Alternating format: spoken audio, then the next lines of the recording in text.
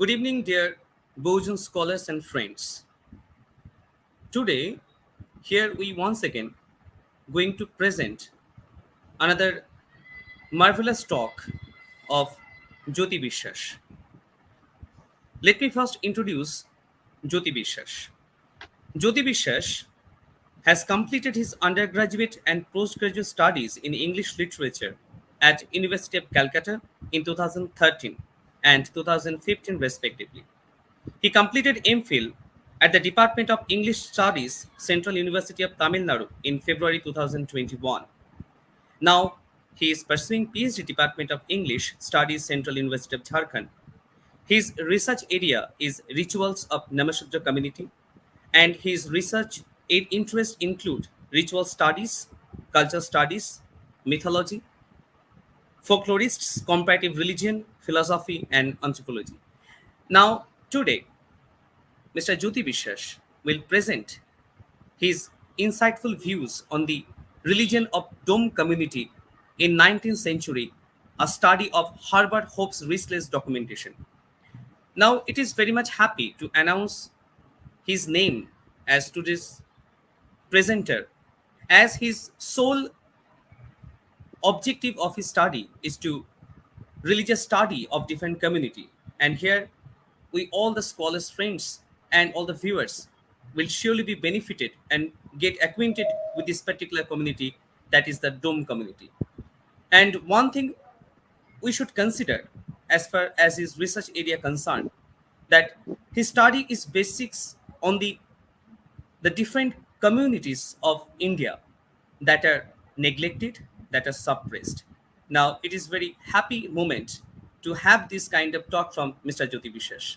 Now, I will request Mr. Jyoti Biswas to unmute himself and present his today's talk. Now, it's time for Mr. Jyoti Biswas, and I welcome Mr. Jyoti Biswas from our Bojan's Leaders Scholars Forum, and all the scholars friends are welcoming. So it's time for to have the talk of Mr. Jyoti Biswas. Please. Thank you, Polash. Polash, am I properly audible? Yes, you are properly audible. Thank you. Dear Bahujan scholars, friends, today I'm going to deliver a talk on a very special topic, that is the religion of the particular community who is known as Dome. Before I go into the detailed discussion, I want to give an outline of my presentation. First, I will give an introduction about Dome caste, and then I will focus on Edward Barnett Taylor's theory of religion, who is, Edward Barnett Taylor is the one of the earliest theorists of religion. And then I will talk about the religion of Dome caste as it has been documented in Herbert Hope Risley's magnum opus, that is the Tribes and Castes of Bengal. My primary text is the Tribes and Castes of Bengal, especially from page number 240 to page number 251, because from page number 240 to 251, Herbert Hope Risley did a documentation on this particular community.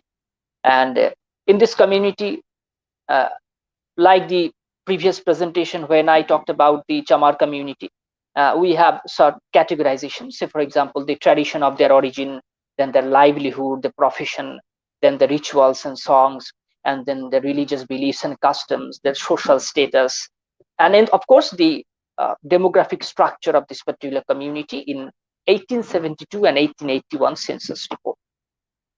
Today, I primarily focus on the religious aspect of this particular community as Sir Herbert Hope Risley documented, and in this way try to reflect on some of the observations, and in this way try to tally what Edward Barnett Taylor explains by the term animism.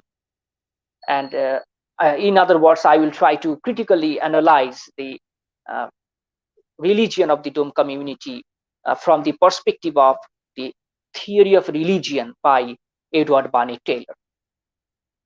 Well, to introduce the community Dome, first of all, I would like to say that uh, two texts are very important to understand the cultural subjugation of many castes and communities in the history of Bengal. One is, of course, a very seminal text, which is known by the name Brihad Dharma Purana. Now, Brihad Dharma Purana, according to Mr. Hajra, Dr. Hajra contributed one chapter on Upapuranas in the uh, in the Cultural Heritage of India volume, published from uh, you know uh, Ramakrishna Mission Institute of Culture, Gold Park.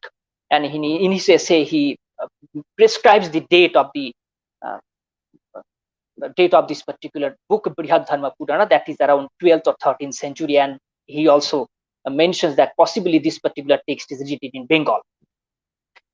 And in Brihad Dharma Purana, especially, we find some chapters wholly dedicated to the origin of different castes found in Bengal.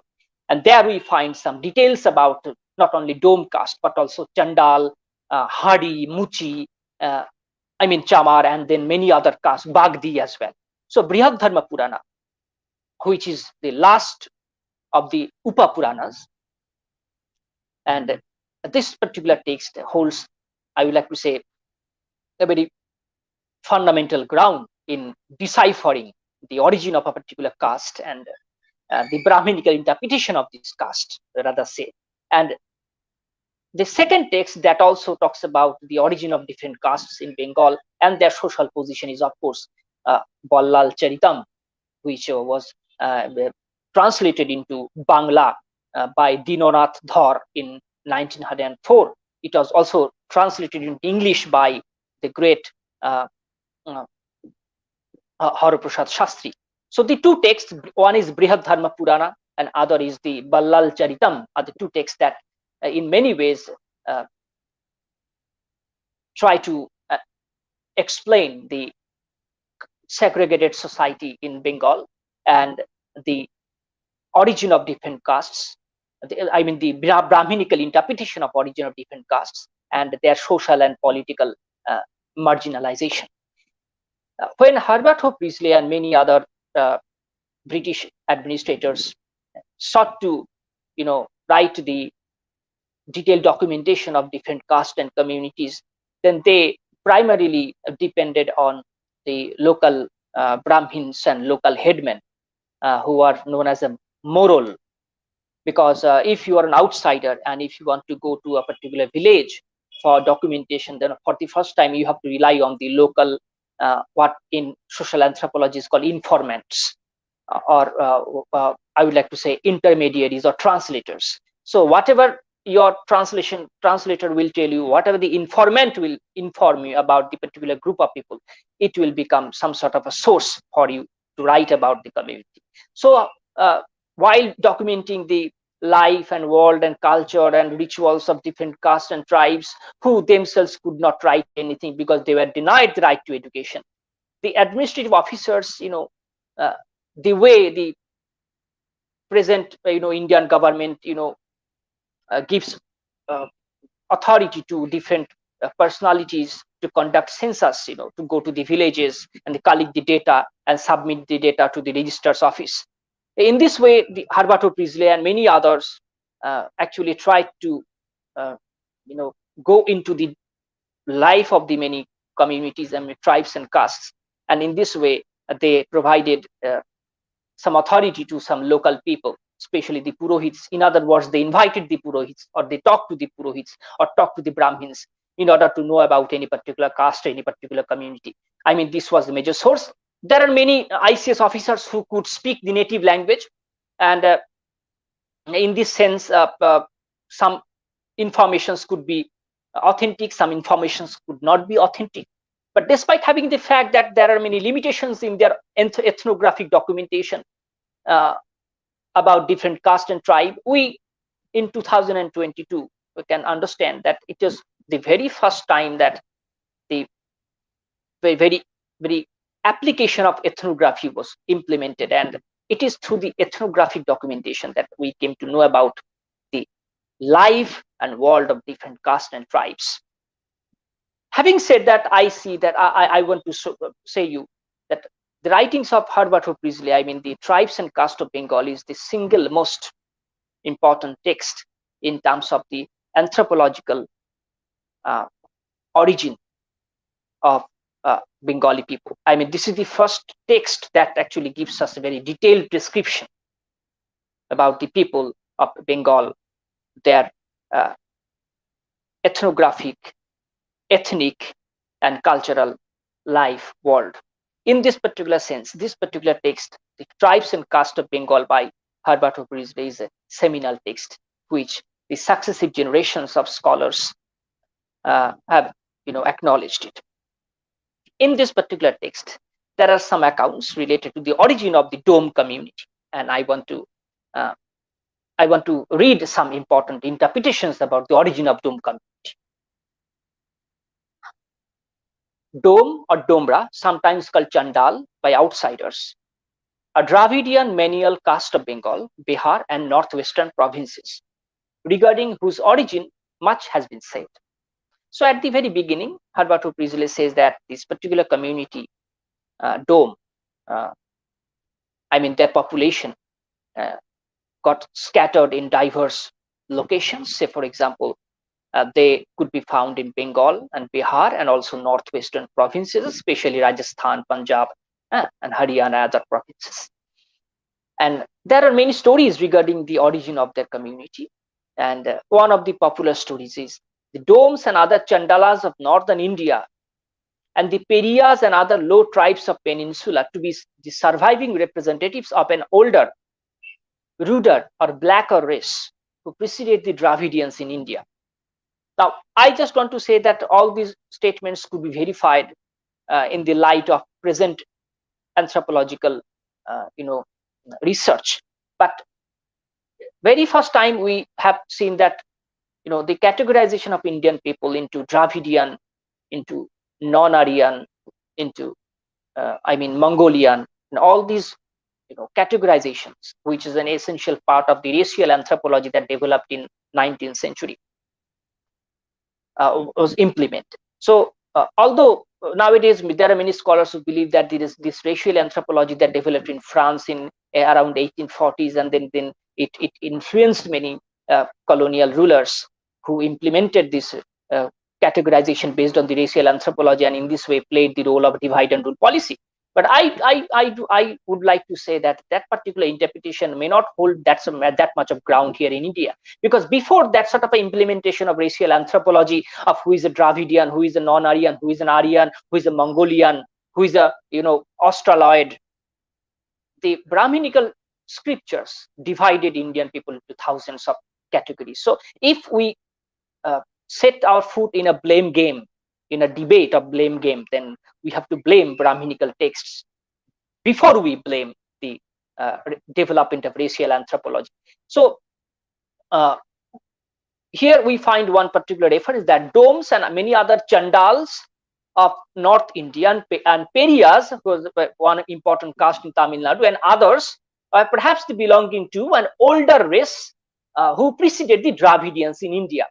Okay, then there are many other interpretations, and some another important interpretation that I would like to read is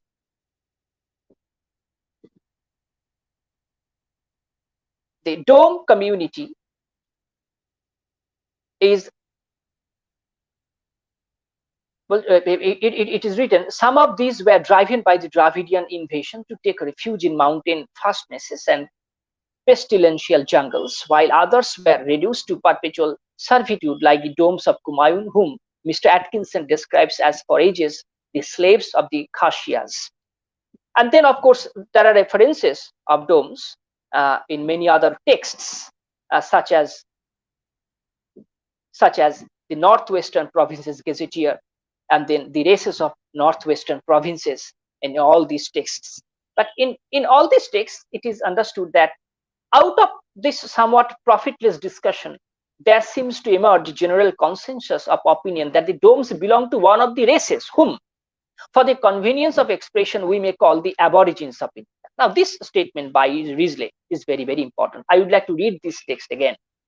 Out of this somewhat profitless discussion, there seems to emerge a general consensus of opinion that the Domes belong to one of the races we may call the aborigines of India. So here we find one particular word, aboriginals. Now, of course, nowadays in 2022, with the advancement of racial anthropology, advancement of genome studies, advancement of genetics, we can, doubt all these statements. But writing in 1870s, 1880s, all these statements took a hold ground. That is, were some Indians came from outside, and some Indians were the natives. And in this particular sense of outsiders and native, if we put the entire discussion into outsider and native, then we traditionally find in almost all ethnographic writings that those communities who are known as scheduled castes, again I repeat, if we try to put this entire discussion into the binary of outsider and native, I mean outsider and native, I am not saying Brahminical, non-Brahminical, I mean outsider and native, then those communities who are known as scheduled caste in contemporary constitution parlance in India, it is found that most of the castes listed under scheduled castes, most of the castes listed recognized as scheduled castes belong to that aboriginals, or I would like to say the native people. So in most of the anthropological ethnographic writings by the British administrators, it is found that most of the castes who are now called scheduled caste races belong to that category, that is the aborigine category. So as I told you, one may raise this issue whether their claim is valid or not. And with the advancement of anthropology as a major discipline, with the many I would like to say many methodologies such as genetics and others, one can raise this issue, one can put the comments and statements in a fresh examination. But there is no denying the fact that not all Indians came from outside, and that there were some Indians who were the natives of this land. Now, who is a pure native and who is an impure native, that is the separate discussion. But one can assume the fact that there are many Indians who, by the virtue of their color, by the virtue of their religious practices, by the virtue of their language and dress code and food habit, could claim that they were the native people of India. Yes. So this statement by Risley, I would like to read it again for the convenience of our students, for our scholars and friends. Out of this statement, out of this profitless discussion, I mean profitless in the sense that there are many scholars who heard many interpretations from Brahmins, and then they put the statement that the Dome is a particular community born out of the womb of a Chandal woman and other sorts of things. Says that out of this profitless discussion, Herbert writes that Domes belong to, it is plausible, Domes belong to one of the races we may call the aborigines of India. Now, this statement is very important. There are many other observations, but all these observations will later on could be summed up as this statement that they are aborigines. In other words, all these interpretations about the rise and development of Dome community could be summed up in this particular phrase, aborigines of India. In other words, the Dome community, like the Chamar and Chandala Namashudra community, like the Hari and Bagdi community, is one of the aboriginal communities in India. This is more or less, I mean, the very powerful statement about the origin of this particular community. Now, with this particular note that Dome, the people of Dome community belong to the original inhabitant of India, I would like to focus our attention to some another issue, that is some religious theories that in many ways relate the religious practices of many primitive tribes or many non-literate tribes.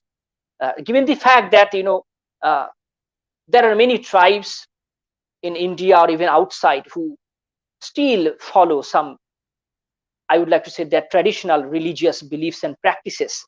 So with the sake of the, for the sake of the political, I would like to say monopolization or even political, I would like to say, appeasement, one can identify someone as a Hindu, or one can identify someone as a uh, as a tribal. But that is there are many research works have done already that actually focus on that the traditional beliefs and practices accompanied with the rituals and songs practiced by some of the untouchables, now called scheduled castes, belong to that sort of a religious practice, which are all related to the nature worship rather than their association with the Hindu pantheon that had its origin in Rig Veda. This is very much, easy to understand. Now, with this particular note, I want to say that there are many tribes who adhere to different categories of religious practices, and all these religious practices came under discussion. Now we call the concept like theology, or discipline like comparative religion. Now I want to focus on the theory of religion developed by some of the anthropologists and some of the scholars in Western world, and it is from the perspective of the religious theory of Edward Barnett Taylor, who is popularly known as the father of social anthropology or father of cultural anthropology. Put together, I would like to interpret the religious identity of the Dome community, okay, as Herbert of Risley, documented in his book.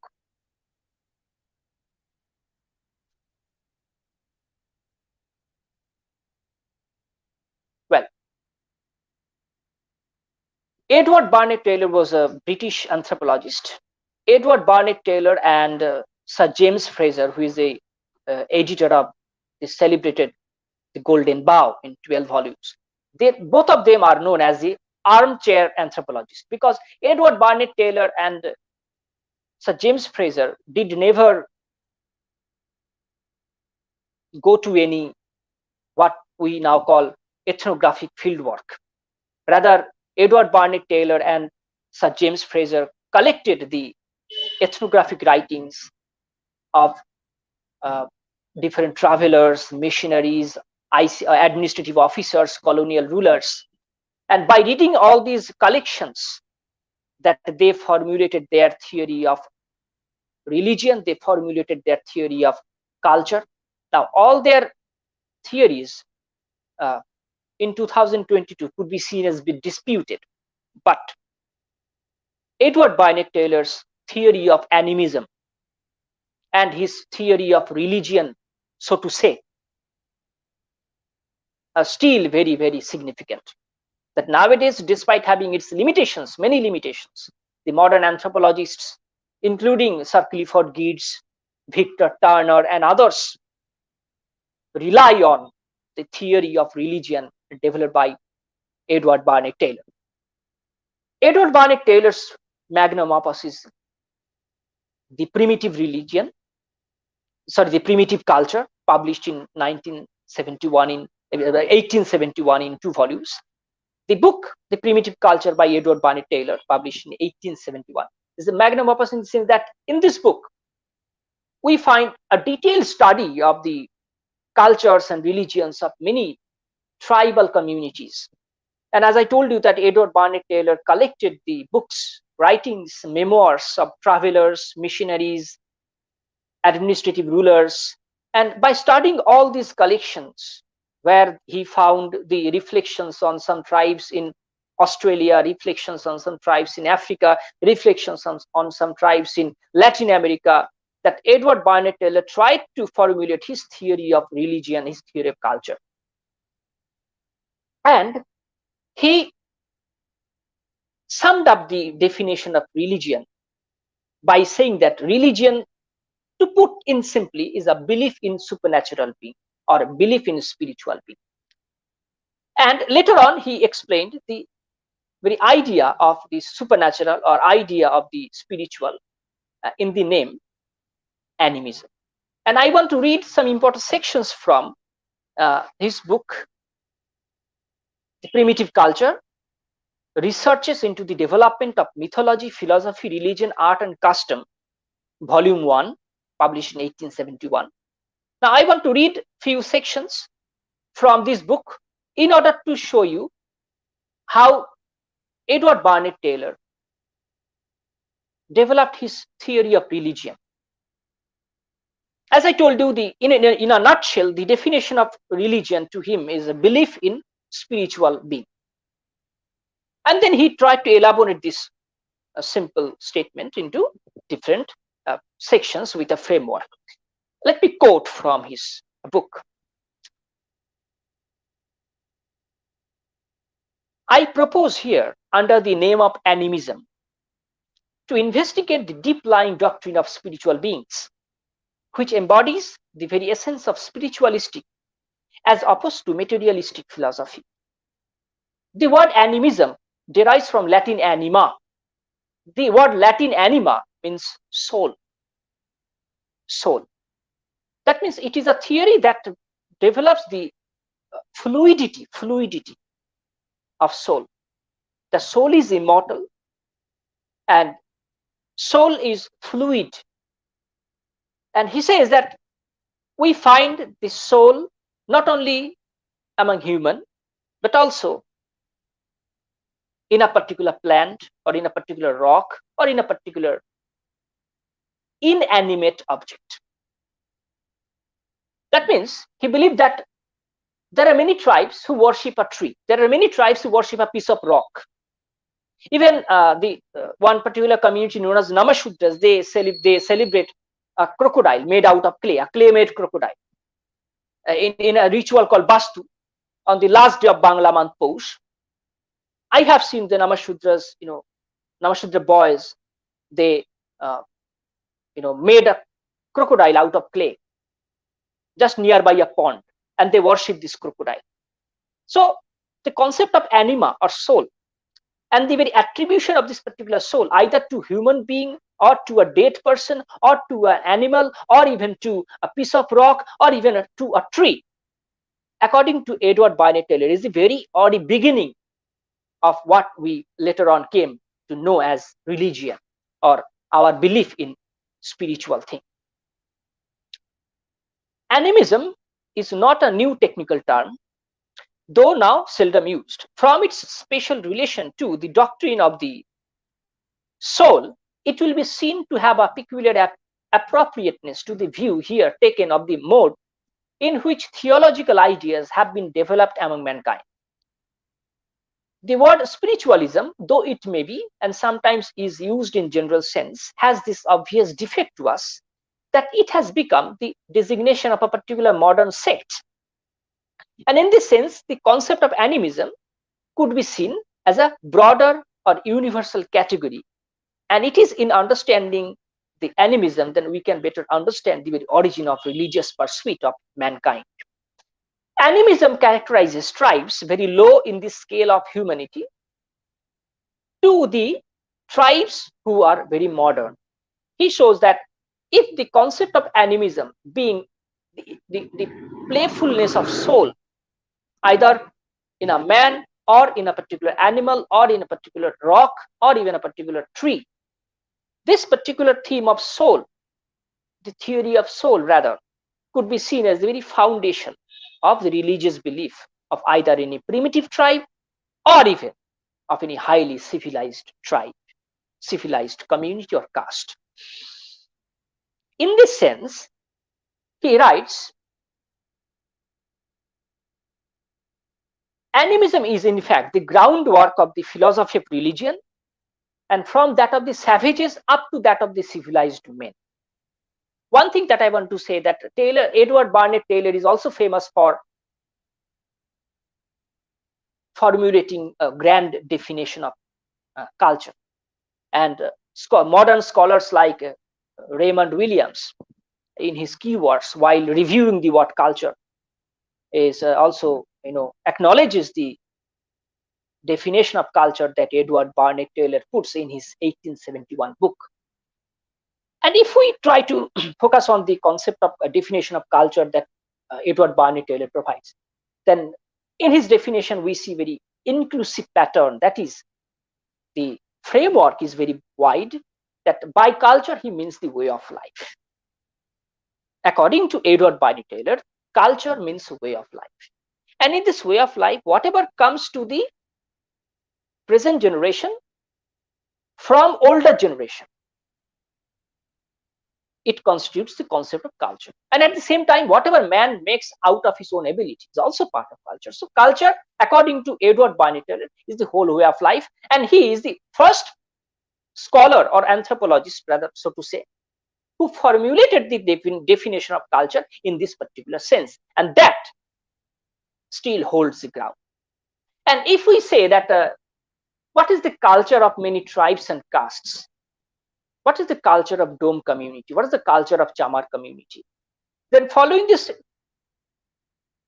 the framework provided by Edward Barnett Taylor, we can say that the entire lifestyle of Dome community, the entire lifestyle of Chamar community, or entire lifestyle of Bagdi community could be seen as their own culture. In this particular sense, Edward Barnett Taylor also develops the concept of cultural relativism. That if we focus on the concept of culture in one particular community, then this particular community's lifestyle differs from the lifestyle of other communities. In this particular sense, by using the word culture, we cannot homogenize across the tribes or across the castes. Rather, we have to be particular, specific, and very, very cautious while applying the word culture. Say, for example, Edward Barnett Taylor talks about food habit. Food habit. We know very well that among some communities like Bagdi, Chamar or Muchi, Chandal and Namashudra, Hari, pork is a common food. And in my presentation on Chamar community, I also mentioned this, that Chamar community relishes the pork. And it is also found among the Namashudra Chandal community as well. Now, but interesting fact is, if we try to focus on the food habit like pork, then very often we find that this food habit is not found among some other caste like Brahmins or Kayasthas or Boiddos or Shadgovs or Mahishos. We don't find it. That means it is by studying the food habit, we can also find that concept of cultural relativism.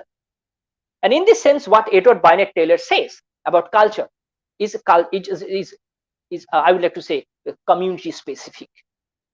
In this sense, Edward Barnett Taylor defines his, he extends his definition of animism by saying that if we try to focus on animism as the groundwork of religion, then this religion develops in the life of either particular caste or tribe in successive ways. He follows two binary. One is the theory of progression, another is the theory of retrogression. We know progression means moving forward and retrogression means moving backward. He says that there are many tribes who, with the advancement of time, could not learn much about the materialistic world, could not learn about the benefit of industrial scientific world, and now we call them tribes. But there are many tribes who, with the advancement of time, developed much, and in this way adopted the technological industrial base of lifestyle, and they became advanced. So putting the concept of industrial advancement, technological advancement, mechanical advancement, we can make a distinction between civilized tribe and or even rustic tribes or not so progressive tribe. In this particular sense, we can say that there are few tribes who are not much progressive, much developed, and on the other hand, there are few tribes who are developed.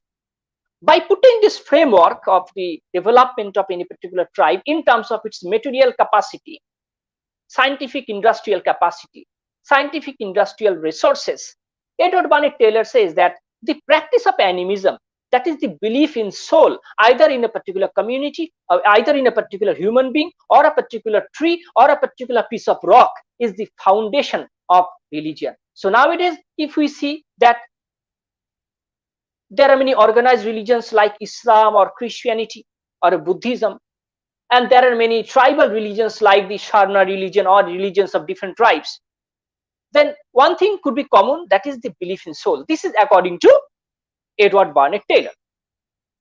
With this particular note, Edward Barnett Taylor says that it is not plausible to think that those communities who are advanced have forgotten the basic concept of animism.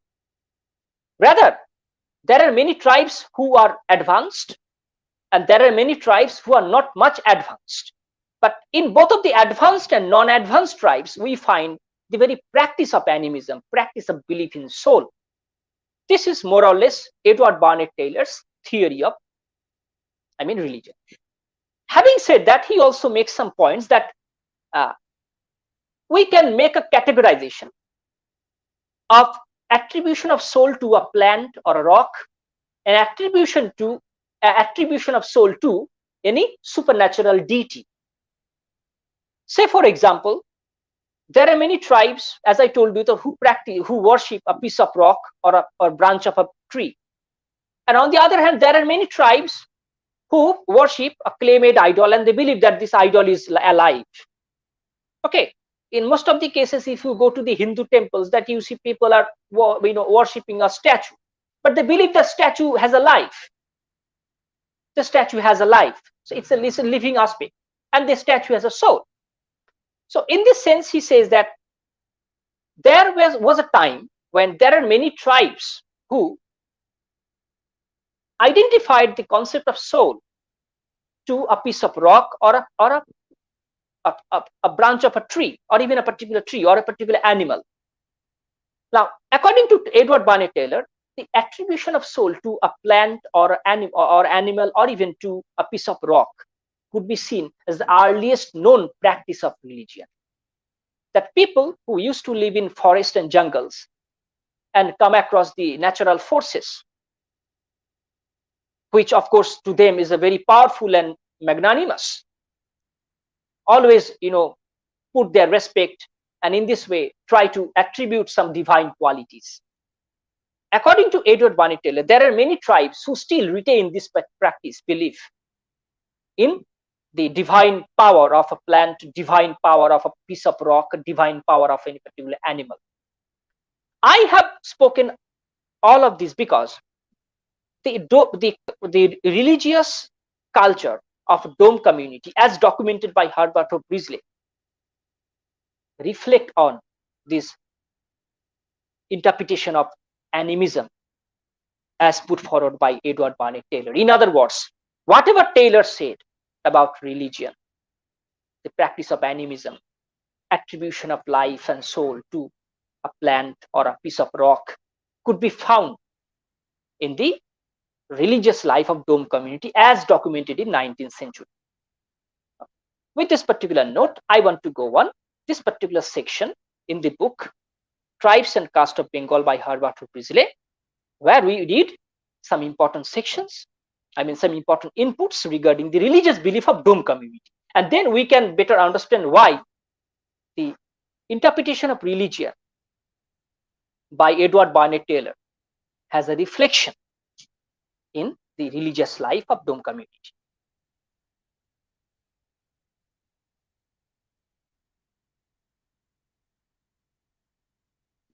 Well,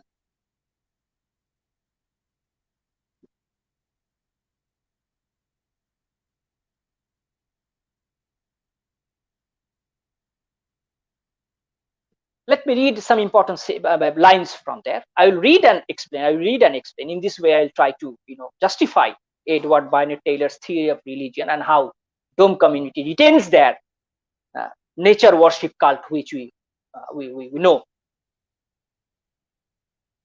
The religion of the Domes varies greatly in different parts of the country and may be described generally as a chaotic mixture of survivals from the elemental or animistic cults.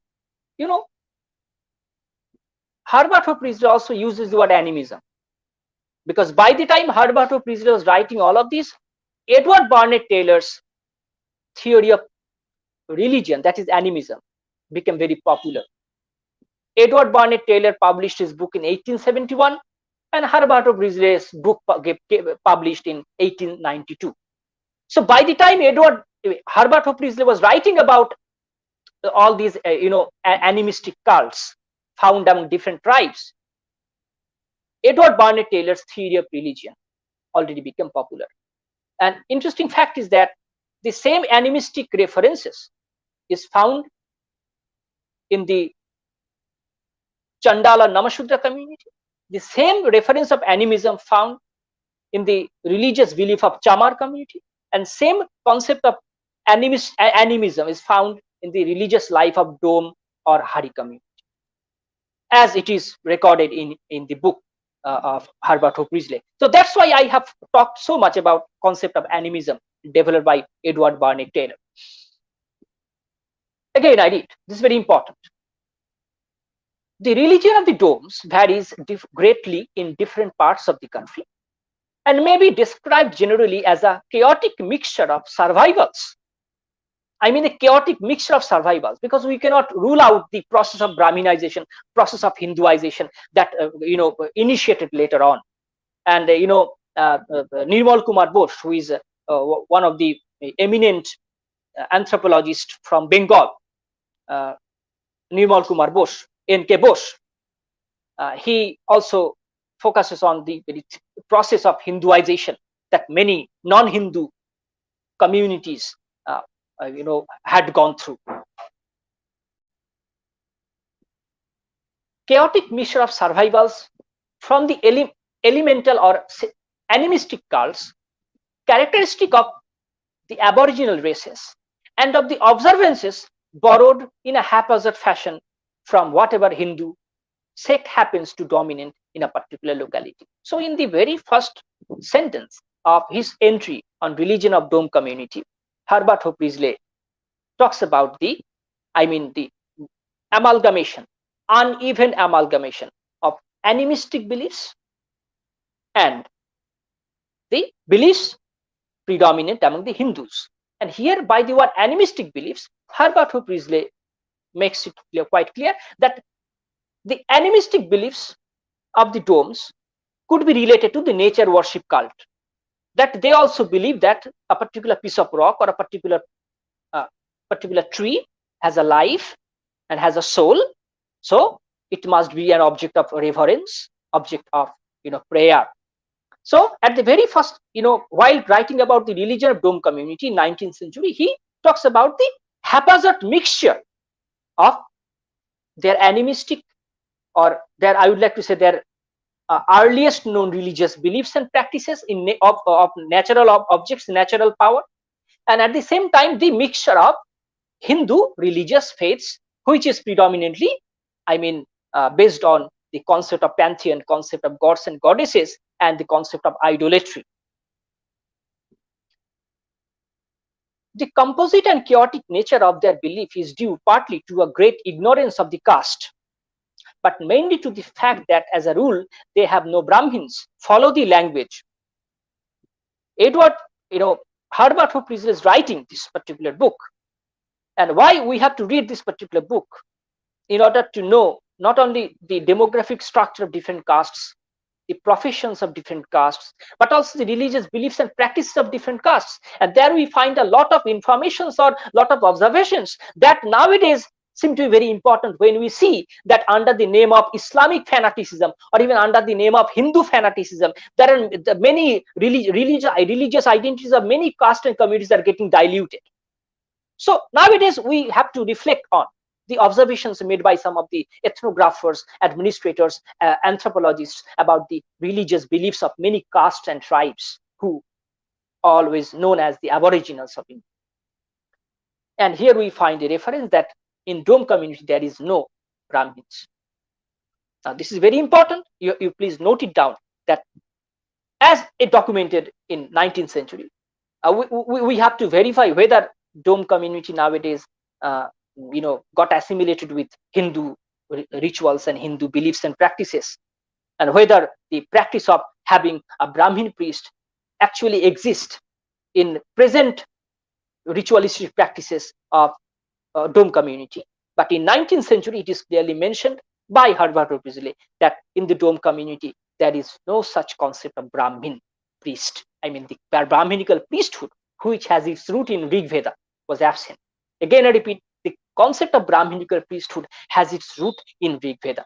Recently, I presented my paper at a Presidency University's international conference on theorizing anti-casteism, and there my paper was about the concept of priesthood. And there, in my paper, I shown that concept of priesthood is rooted in the text Rig Veda.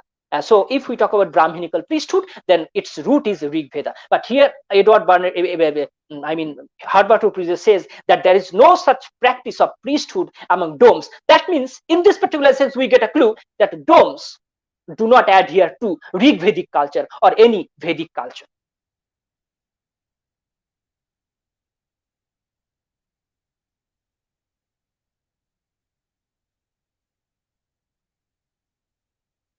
And domes are without any central authority or standard which would tend to mold the religious uses into conformity with a uniform standard. He says that since there is no such practice of having a Brahmin priest, there is no such religious authority. I mean, we know very well, even in rural areas, a Brahmin priest is a man of great authority, a man of great respect. So since dome community does not have a priest, so there was a loose construction of the religious beliefs.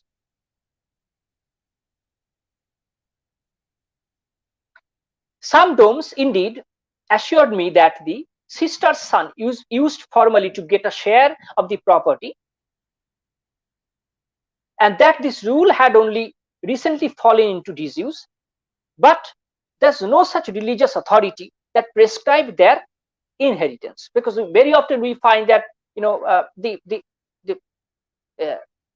practice of priesthood is not only restricted in religious rituals. The practice of priesthood or the social prestige of a priest is also transcendental in the sense that many families, many tribes or castes invite Brahmin priests to settle their family disputes. But it is very interesting to see here that the very practice of Brahmin priesthood is absent in dome community.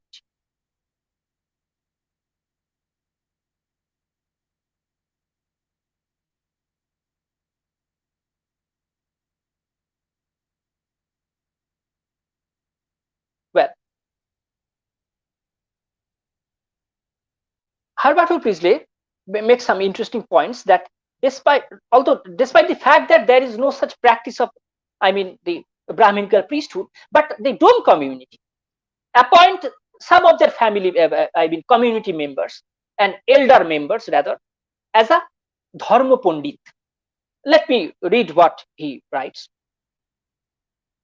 In Bengal, in some provinces in Bakura, there are some professions called dharma pandit, and the role of a dharma pandit is very interesting. That this dharma pandit is a man from the community, and very often this dharma pandit's job is to settle the family disputes, to officiate in the rituals, to officiate the marriage ceremony, and others. That means the very existence of dharma pandit, existence of dharma pandit in dome community is it is indicative of a fact that this particular community does not recognize Brahminical priesthood.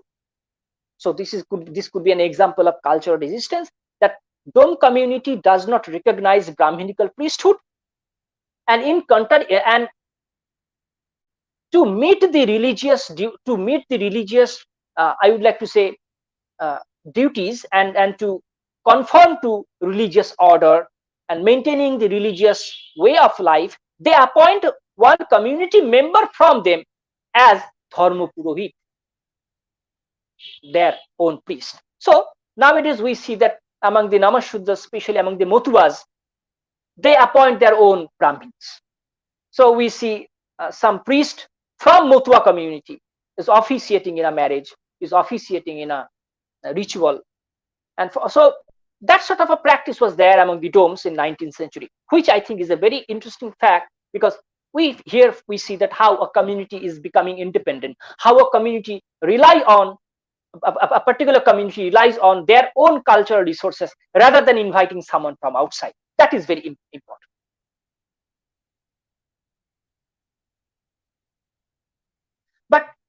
At the same time, Herbert Priestley also focuses on the very gradual process of Hinduization.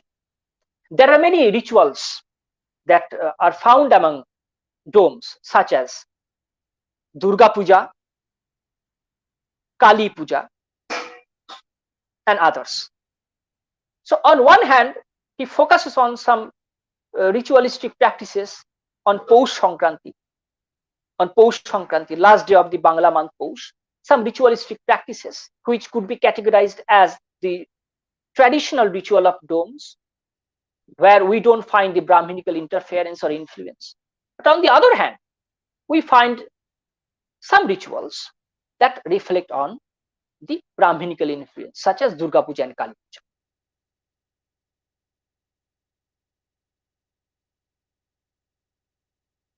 He also makes some interesting comments that in Bankura and in Birbhum, the growing trend of Vaishnavism could be found among domes. This is also an interesting input, that in some parts of Bankura and Birbhum, there are many domes, and among them, the influence of Vaishnavism, Vaishnava movement, would be traceable. So, while writing in 1880s or 1890s, that sort of a thing was happening. So, nowadays, if we see that dome community, whether or not they became totally, oblivious of their traditional beliefs and practices, and then wholeheartedly get immersed in Hindu religious and religious rituals and practices. It is by reading the this particular book, we get some glimpses of the religious beliefs and practices that the particular community dome celebrated or used to celebrate in 19th century. Now that I think is very important, and in this respect, I think that the documentation by Herbert Priestley and many other colonial, rather British administrators, and especially in their documentation, the aspect of the religion, aspect of the rituals, aspect of their traditional lifestyle, aspect of their beliefs and systems and customs, all give us a very I would like to say, give us very picturesque description of what their religion looked like in 19th century. And in this sense, we can make a comparative study of the religious beliefs of a particular community like Dome in 19th century to that of the religious practices of a same community in 2022. And same, comparative study could be made in the life of some other castes as well. So it is by reading this particular text, Tribes and Castes of Bengal, and especially those accounts on the religious beliefs and practices of those castes and tribes who were known as untouchables. Now we can make a comparative study, and in this way you can see how they retained their traditional beliefs or how they got merged with Hindu beliefs and practices, and later on became Hinduized. And in our present parlance, they are hailing Jai Shri Ram and many other slogans. So this is very important in this particular aspect. Herbert Priestley also focuses on some other rituals, and in all these rituals, we find the mixture of their animistic beliefs, the beliefs related to the natural objects, beliefs related to the worship of natural manifestation, to that of the Hindu religious. He writes, the principal festival of domes in Eastern Bengal, this is very important.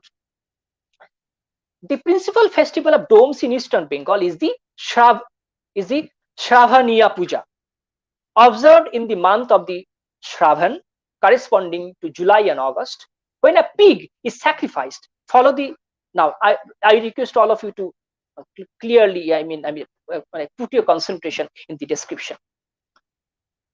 Where a pig is sacrificed and its blood caught in a cup. Again I repeat, the principal festival of domes in Eastern Bengal is the Shravaniya Puja, observed in the month of Shravan, corresponding to July and August, when a pig is sacrificed and its blood is caught in a cup. This cup of blood, along with milk and 3 spirits, are offered to Narayana. Follow the language, Narayana. here is a contradiction. There is a particular ritual, Shravaniya Puja, and the main ritualistic practice is slaughtering a pig, then restoring the blood of a pig in a cup. But interesting fact is that this blood is first offered to whom? Narayana.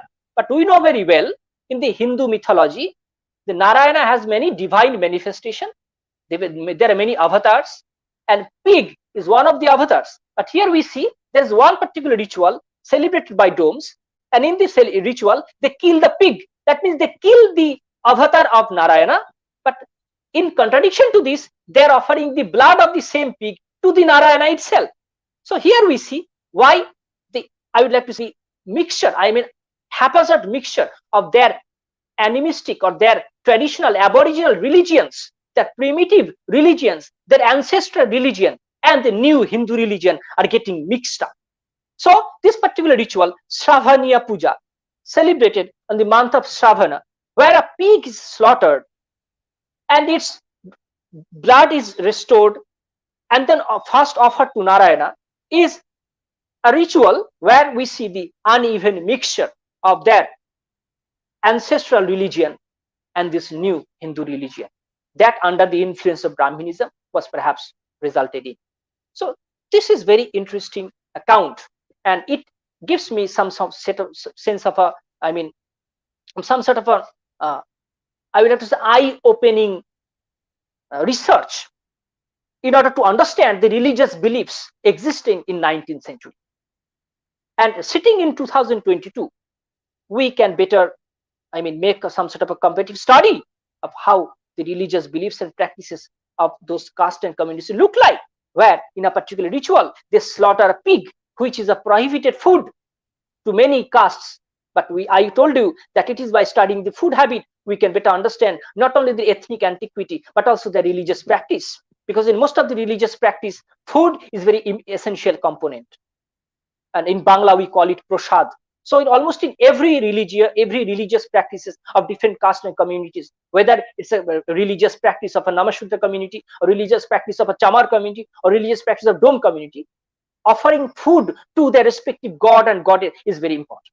And in this particular sense, the ritual is concerned Shravaniya Puja, where a pig is slaughtered and its blood restored. And in this way, the blood is first offered to Narayana, and then the rest of the blood rest of the blood was consumed by the respective members. Now that particular ritualistic practice of slaughtering the pig indicates us some of their ritualistic and religious beliefs related to their ancestral lineage, rather than very new arrival of Durga Puja and Kali Puja.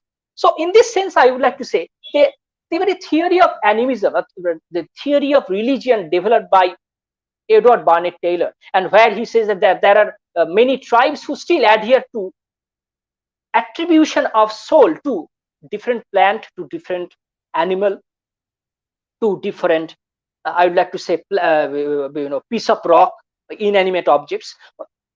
It was a predominant religious practice. But with the advancement of time, with the advancement of technology, with the advancement of material property and resources, all these traditional religious practices are getting diluted. And here we see some sort of a, I would like to say, westernization, if not westernization, modernization of their faiths, where the traditional beliefs and practices are getting diluted. Now that I think is very important to understand, that in 2022, how the Dome community used to celebrate one particular ritual where they slaughter one pig, and whether or not the same ritual is being celebrated by the same community, this is a part of the research scholar to do the documentation. In this way, you can better understand that how some of the religious practices related to their ancestral lineage were practiced in 19th century, and at the same time we can make a comparative study in order to show whether the same religious practice is still being celebrated in 2022.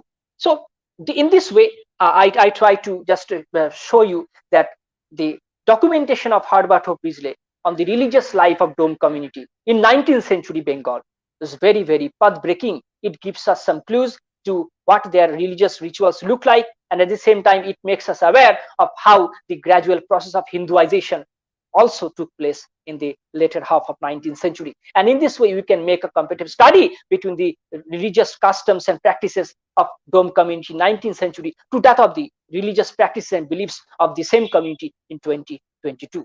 In this particular aspect, reading the anthropological documentation, ethnographic documentation on different castes and tribes in British period, very, very important. All scholars must initiate this. With this particular note, I want to conclude my presentation. Thank you, Polash.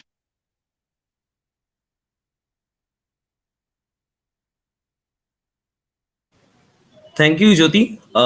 It's a very pleasure to know from you all the things that is very much oriented on the cultural basis of particular community, that is the Dome community, and your insightful views and kind of presentation.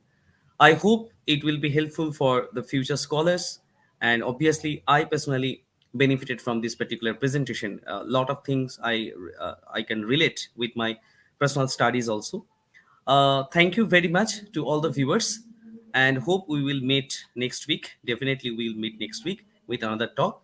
And from behalf of this community, this Bahujan literatures scholar, I must thank Jyoti for this beautiful presentation. And thank you, all the viewers. Good night. Take care. Thank you, Polash, and good night.